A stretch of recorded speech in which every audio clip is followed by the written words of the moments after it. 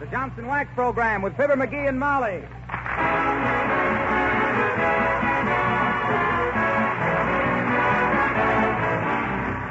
The makers of Johnson's Wax and Johnson's Self-Polishing Glow Coat present Fibber McGee and Molly, written by Don Quinn, with songs by the King's Men and music by Billy Mills Orchestra. The show opens with Who Cares?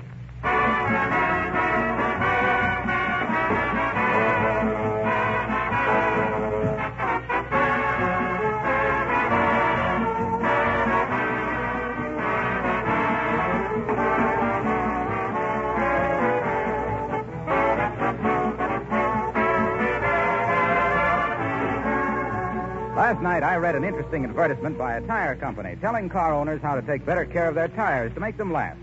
This seemed to me to be very helpful advertising, and it suggested to me to make sure that every car owner also knows how easily he can take better care of the finish of his automobile with Johnson's Car New. Cleaning and polishing a car used to be a big job, one of those all-day or at least half-day affairs. But Car New has done away with most of that hard work, because Car New both cleans and polishes in one application. 2 jobs at once in quick time. Car New is a liquid polish. You massage it lightly over the car finish, let it dry, wipe it off. It cleans amazingly, brings back your car's original showroom shine. If you want added protection for that gleaming finish, if you want to save money on car washing, you can apply a coat of wax, too. But first, do a double cleaning and polishing job with Johnson's Car New, spelled C-A-R-N-U.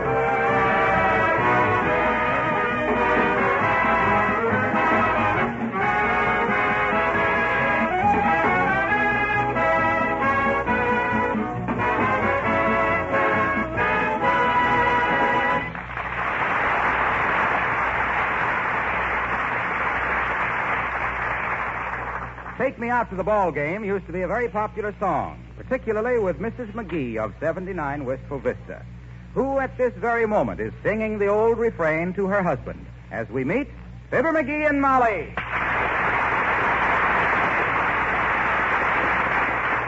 McGee, why don't you want to take me out the ball game? It's the opening game of the season today, and I love baseball. But, Molly, I called up and the park is sold out. Oh, what of it? A man of your influence? Huh? You always said you could get in any place you wanted to, one way or another. Oh, I can, too. Oh, I can get in all right, but I wouldn't ask you to smuggle yourself into the ballpark in a beer truck. Oh, McGee, come on. What are you president of the Chamber of Commerce for if you can't even get tickets to a ball game? Tickets? Me go to a ball game on a ticket? Why not? If I can't get in on a pass, I won't go. Only the common people buy tickets. Oh, yeah? Well, I'm a common people, and I want to see that ball game. No, gee whiz, Molly, I don't quite see how McGee, I'm challenging you. You are, huh? Yes, I am. Okay, you're as good as in. Where do you want to sit? Well, it doesn't matter. I stand up all the time anyway. I can holler better that way. Now, how do we get in? Oh, I don't know. The details ain't important, but we'll be there. Don't worry. McGee, at times like this, I almost admire you. Well, how do you think I got where I am today? If I didn't have imagination and stamina. I don't know. Where are you? Say, and look, you better get busy now. The game's this afternoon, you know. Yeah. And I hope Zernicke pitches. Who? Zernicke. You know, the southpaw that Wistful Vista bought for $3,000 and a shortstop from the Akron Acmes, and who spent 4 years in the minors trying to straighten out his fast drop. You know Zernicke. I'm afraid I haven't followed the game as close as you, Molly. This Zernicke is pretty good, eh? Good. Why, he's a sidewinding sensation. Huh? He's got a curve that would fool a slow-motion camera, and he steals bases like the Invisible Man. He's 29 years old, and he has a batting average of .367. Born in Zanesville, Ohio, and has a small mole on his left shoulder. What was his grandmother's maiden name? Princess Purple Prairie Dog. She was an Indian girl. Gee, you seem to be kind of up on your baseball, Molly. Well, I ought to be. I've been following baseball ever since I was old enough to throw a pop bottle. Remember before we were married, dearie? If that's Judge Landis wanting some information, what'll I tell him? Tell him he rang the right bell. Okay. Come in. Oh, it's Mrs. Uppington. Hello, Abigail. How do you do, Mr. McGee? And Miss McGee. Well, what's new, Mrs. Hughes? Well, I just stopped by to see if you could use a couple of tickets to the baseball game. I'm so busy I won't be able to go, so I thought you might use them. Oh, heavenly days. Thank you, Abigail. Yeah, what did I tell you, Molly? There's a power that watches over me. Yes. You see, Uppy, I promised Molly I'd get her into the game today, and when you came along and give us tickets for that... Well, these tickets are for Thursday's game, Mr. McGee. What power is watching over you today? Think fast, Mastermind. I'll go under my own power today. Why can't you go to the game, Abigail? Oh, nice club work, you know, Mrs. McGee. We have a guest for luncheon today who is going to talk to us about China. Oh, that ought to be interesting. Oh, sure. Fascinating. How you gals can sit there, Uppy, and listen to a lot of burble about how to paint forget-me-nots on cups and saucers when there's so much going on in the world today. Now, It's beyond... please, Mr. McGee. Huh? As usual, you have taken a running jump to an incorrect conclusion. Our guest is not speaking about cups and saucers. Oh. He represents the United China Relief, for which our organization is helping to raise a very necessary $7 million fund. You'd better blush, McGee. I'm not sorry, Uppy. Well, I've got my neck out. Would you mind looking to see if I need a haircut? You do. Thanks. Say, what about this United China Relief, Abigail? Well, Mrs. McGee, China didn't want this war any more than we did. No. It was forced upon both of us.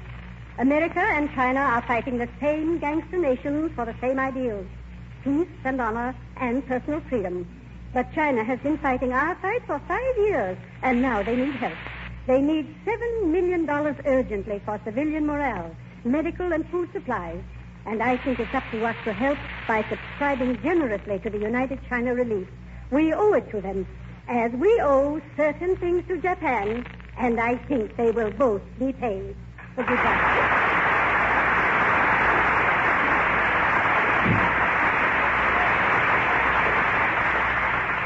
Well, now, don't you feel just a little sheepish, dearie? I sure do. If I felt any more sheepish, I'd rent myself out to jump over fences for people with insomnia. Yeah. I didn't know she was doing such good work. Indeed she is. She's doing a lot. You know, she gives 5 days a week to the Red Cross, 1 day to canteen work, and she's bought $40,000 worth of United States War Savings Bonds. I think I felt proud when I turned in that old toothpaste tube last night. Well, it just goes to show one never can tell from where one sits how wrinkled one's pants are going to look when one stands up.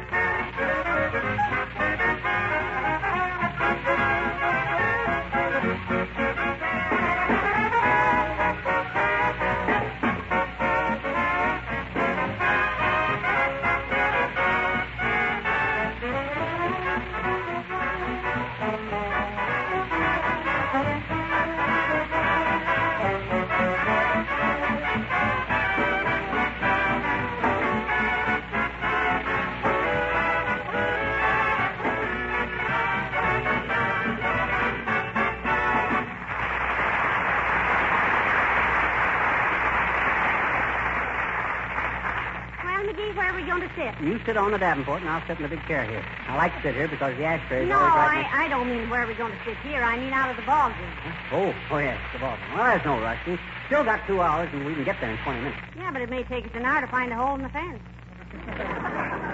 What do you mean, a hole in the fence? I says I'd get you into the ball game, and by the 40 flutes of the Philadelphia Philharmonic, I'll get you into the ball game. Now, just take it easy, Molly. I'm not... Come in. Hello there, kids. I brought you something. Much obliged, old-timer, but what is it? Sack of alfalfa. Huh? It's for Lillian's baby. I didn't think he'd want a red or a silver cup with his initials on it, so I brung him this. Well, thank you, Mr. Oldtimer. This is very thoughtful of you. How's the kid doing? Well, it's going to be a fine horse when he grows up. Might make a racehorse out of it. Good for you, Johnny. Leave me know and I'll help you train him. Oh. Do you know something about training race horses, Mr. Oldtimer? Do either of you kids? No. No. Yes, sir, I sure do. You know that all the big racehorses have a mascot that lives in the stable with them, a dog or a cat or goat or rooster or something. Oh, yes, I've heard that. Well, I was the mascot for a horse named Chester's Baby down in Louisville. Lived right there in the stable with him. How'd you ever get a job like that? No, I was just a stable boy at first, Johnny. Yeah? Then the owner seen he needed a mascot, so we told the trainer, grab that old goat over there and put him in the stall. Trainer was nearsighted and grabbed me. Natural mistake. I won the beard then. Quite a career, Mr. Oldtimer.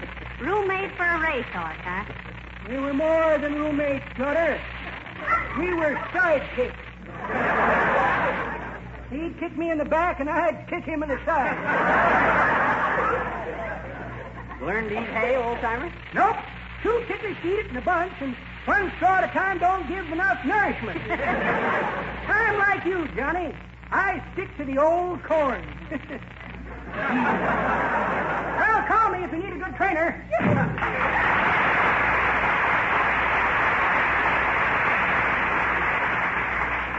By the way, dearie, did you go out and feed Lillian and her baby? Sure, and you know what? That colt understands Chinese. Go on. Yeah. What are you talking about? That horse is as American as baked beans. I don't care. He knows Chinese. I was trying to think of a good name for him this morning, so I thought I'd try a few. And the one that got the best reaction was going to be the name. And what was the name? Well, sir, I tried Alfred and Homer and William and Bert and Paul and Cecil and Leonard and Sidney and all stuff like that there.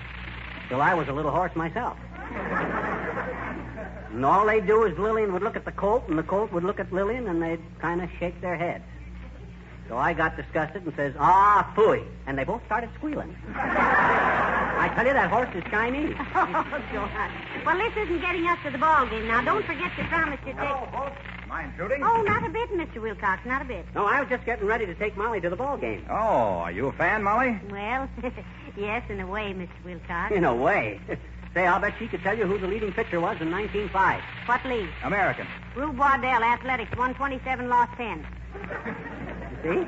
Why, that's wonderful, Molly. You know, I used to play a little baseball myself. Did you really, Mr. Wilcox? What did you bat? Right-handed. He means your batting average, Wilcox. See, even I know that. Oh, well, I never figured it out. I pitched for the salesman's team of the Johnson Company back in Racine, Wisconsin. Mm-hmm. Been a big help to me ever since, too. How, Mr. Wilcox? Oh, Molly. You shouldn't have asked that. Why not? Why, that's the same as giving Lillian a handful of hay to keep for you overnight. But it's too late now. Why, Mr. Wilcox, did your baseball experience help you later on? Well, I'm still on the home team, you know. Still in there pitching. No, Telling housewives they'll never get to first base with old-fashioned methods of rubbing and scrubbing linoleum. See what I meant, Molly? yes. Why, a short stop at your dealer's for a can of Johnson's self-polishing glow coat will result in a home run with efficiency and economy. You can just see Pop fly home to get a look at that gorgeous kitchen floor. Gleaming like a diamond. With no rubbing and no buffing, you'll get your innings with more outings because glow coat saves you so much time and energy. Pitch your old mop tail out the window, girls, and get some Johnson's glow coat right off the bat.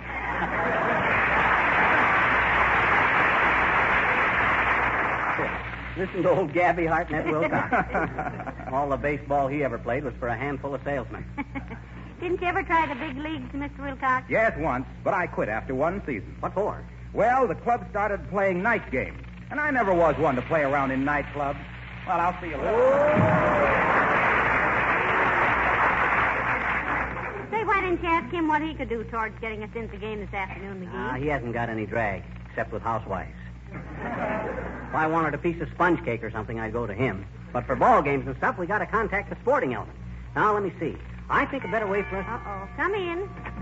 Oh, hello, Mayor Latrivia. Hi, Latriv. I'm glad you arrived. Good day, Mrs. McGee. Oh, why are you glad, McGee? I wanted to talk to you about the ball game. You see, That's odd. I'm on my way out there very shortly, and as it's getting so much warmer, I wondered if you'd mind if I left my top coat here. I don't like to leave it in my car. Oh, of course, Mr. Mayor. Are you a baseball fan? Oh, not much, I'm afraid. The last game I saw in Chicago in about 1919. I remember that because it was my birthday, June 17th. June 17th, 1919. Then you saw Frankie Frisch. I did? Of course you did. That was his first major league game. McGraw sent him in the ninth inning to bat for Hal Chase against Grover Cleveland Alexander. Paxford was playing center field for Chicago. Good heavens, woman. How do you remember all that? Why, everybody knows that. ain't she wonderful, the trivia? Who won the World Series in 1912, Molly? Boston. Boston 4 games, New York 3 games, 1 tie game. It's amazing. It's no such a thing, really. I just take an interest in the game and all. Didn't you ever play baseball in college, Latriv? No, I was more inclined toward mental work, McGee. You see, I specialized in lit. In what? Lit. You were? All the time? Where what? Lit. Of course not. Lit is merely the abbreviation for literature. Just the same, I should think you'd have to have a clear head for that kind of work. I did. Naturally. Well, how could you? Lit all the time. I was not lit all the time. I was a very abstemious young man. Well, I should think you would be with all those professors around. Catch on? Catch on to what? You know, you being lit. I tell you that lit stands for literature. Yes, but the literary guy stands for you being lit. Can't you get it through your head, McGee? 1, 2, 3, 4, 5, 6, 7, 8, 9, 10. What was that for? I promised myself. Next time we got into one of these things, I told myself I would not give way to anger. Besides, I have a mission to perform this afternoon, and I wish to present as cheerful a face as public to the public. I wish to present... What's the mission, Mr. Mayor? As mayor, I have to throw out the first ball. I thought you never played baseball. That's correct. I never did. Do you know how to throw, Mr. Latrivia? Oh, I fancy I shall make out all right, Mrs. McGee. One just raises one's arm like this, and... No. Look, the trivia. Stand sideways, like this. Then wind up a little. Hey, wait a minute. McGee, where are you going? I'm going to find my baseball and catcher's mitt. Then I'm going to take Latrivia out in the backyard and show him how to toss a baseball. I ain't going to have our mayor disgrace himself out there at the ballpark. Oh, really, McGee? Well, this is very decent of you, I'm sure. Not at all, not at all. We owe it to wistful business. Did you find your ball, dearie? No, but I think I know right where it is. Where? Right here in the hall closet.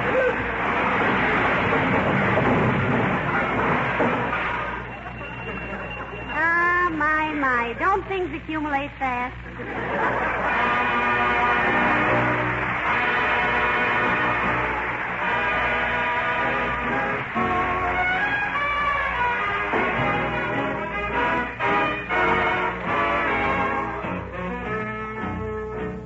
The King's Men and Blues in the Night. My mammy done told me when I was in knee pants. My mammy done told me, son, a woman will sweet talk and give you the big eye. But when that sweet talk is done, a woman's a two-faced, a worrisome thing who'll leave you to sing the blues in the night. Now the rain is falling, hear the train a-calling, hooey, hooey, hooey. Hear the lonesome whistle, blowing across the trestle, hooey, hooey, hooey. A hooey to hooey. Oh, clickety-clack is echoing back the blues in the night. The evening breeze will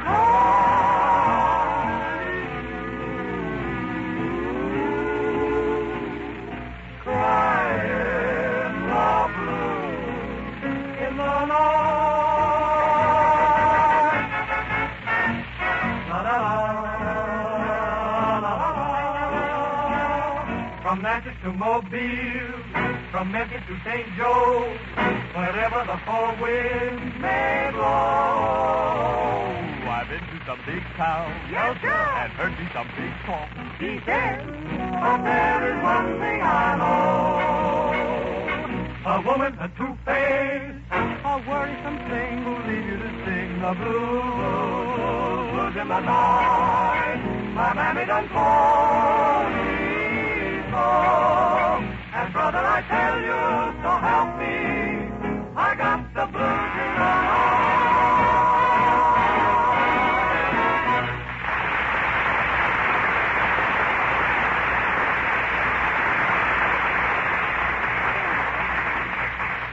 Okay, Latrivia, you're catching on pretty good. Now throw me a fast one. All right, McGee. Here it comes. That's better, much better. How's he doing, Molly? I don't know why you're keeping him at it, dearie. He does all right, and the poor man's so tired he can hardly stand up. Ah, it's good time. How you feeling, Latrivia? Pretty tired, McGee. Haven't you got another catcher's mitt? That ball's pretty hard. My hand's getting blistered. How's it close? Gee, I'm sorry, Latrivia. This is the only mitt I got. Anyway, a politician who can't close his hand might be a very good thing. All right, let's try it again. Here she comes. McGee, now you can throw better than that. You didn't come anywhere near him. He's had to shag every one of those throws. I know. I'm limbering him up. Yeah. Oh, look, McGee. There's Uncle Dennis upstairs in the window. He's been watching you and the mayor. Yeah, look at him, licking his chops. Well, what's that for? Those last three Latrivia tossed were high ball. Okay, Latrivia, let me have another one now. And remember what I've been telling you. Wind up. Like this? Yeah, only don't raise your hand like you were going to slap somebody's sassy face.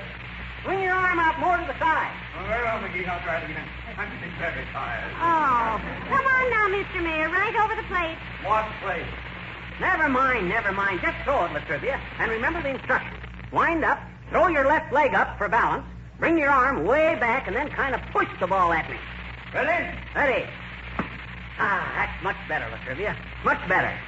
You can put your left leg down again now. Thank you. Throw the ball back to me, McGee, and I'll try it again. Here it comes. Say, he catches pretty good, McGee, considering he does it with his eyes shut. Well, I ain't through with him yet. Okay, Latrivia. Ready? I'd like to rest a minute, McGee. No. Keep swinging that arm. You don't want to get cooled off. Come on now, try it again. Well, you ready, McGee? Shoot the spear to me, dear. Now, that was very good. It was, really? Yes, it was, Latrivia. I only had to run 7 or 8 feet for that one. At least you'll be able to keep the ball in the ballpark. Now let's try it another 15 or 20 minutes, and then I think Look, McGee. Huh? Here comes Mr. Wimple. Maybe you better rest a few minutes, Mr. Mayor. Oh, thank you. Good heavens, I hadn't realized that baseball's such a strenuous game. I'm just about... Oh, hello, Mr. Whipple. Hello, sir. Good afternoon, Mr. Wimple. Want to play a little ball with us for a while, Lynn? Oh, no, thank you. I really had all the baseball I wanted yesterday. Sweetie Face's brother was over at our house, and they were playing catch with me. Did you use a hard ball like this one, Mr. Wimple? Oh, they didn't use the ball. They were playing catch with me. Heavenly days, that must have been fairly rough, Mr. Wimple. I didn't mind, Mrs. McGee. But when Cyrus, that's Sweetie Face's brother, when Cyrus suggested that you get a bat and knock a few flies for Sweetie Face to catch, I just ran like the dickens. You ever meet Sweetie Face, Latrivia? No, I don't believe I ever have. I don't believe she goes out much. Does she, Mr. Wimple? Oh, yes, quite a bit. In fact, Sweetie Face loves to get out and mangle with people.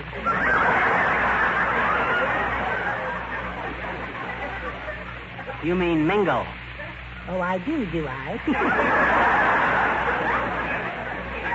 This wife of yours must be quite a character, Mr. Wimple. She really is, Mr. Mayor. Oh, now, let's not all talk about her like that. She isn't so bad. She really feels terrible after she treats me badly. She does? Oh, yes, indeed. Why, just this morning, she was down on her knees to me, just begging. Oh, not really. Really, Mrs. McGee?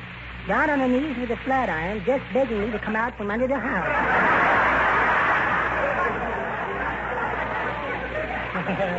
I won't interrupt you any longer. I have to be getting down to jail. Jail? What you going to jail for, Wimp? I'm going to be locked up. I called them and told them I was coming. Oh, but what on earth did you do? I just slugged Sweetie Face with a baseball bat. Good heavens, man. Did you hurt her? No, that's why I want to be locked up.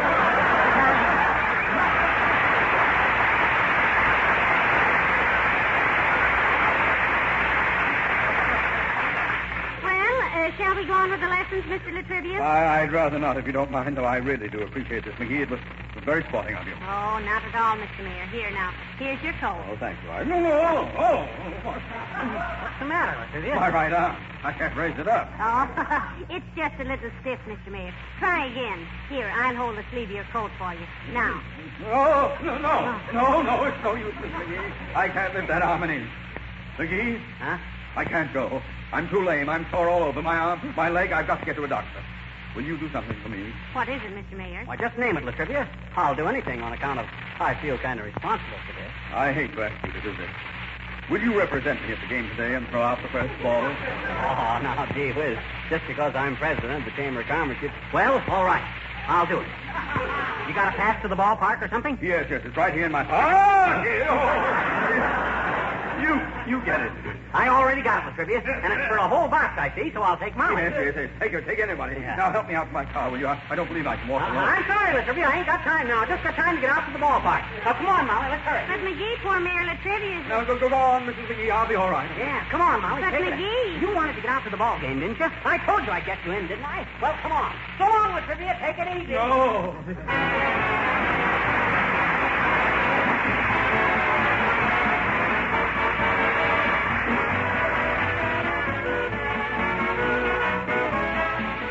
Last time you were in the kitchen, did you happen to notice the floor? Was it clean and sparkling and cheerful, or was it a little on the dull and gloomy side?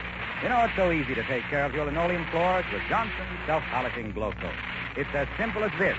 Just apply and let dry. Glow Coat polishes itself while it's drying without any rubbing or buffing.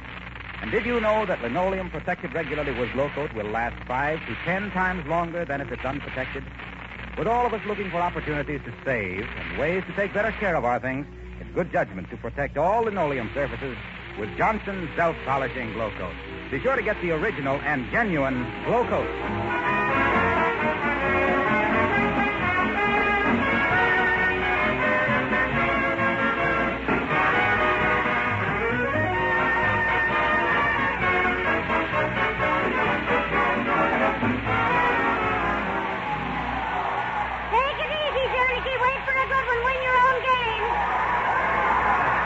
You enjoying the game, Molly? Oh, I certainly am, McGee. But you know, I keep worrying about Mayor Latrivia. Ah, he's all right. I know now why you spent all that time teaching him how to throw a ball underhanded. Overhand. It was underhand. Oh, I see what you mean. Well, I thought you would because... Here it comes, there, McGee. Slam it out of the park. Good night. Good night, all.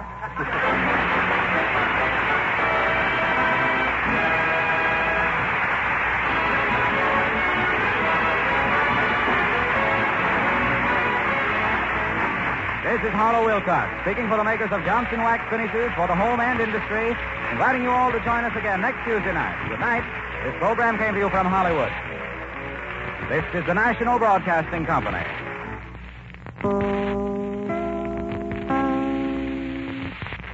This is Chicago WMAQ.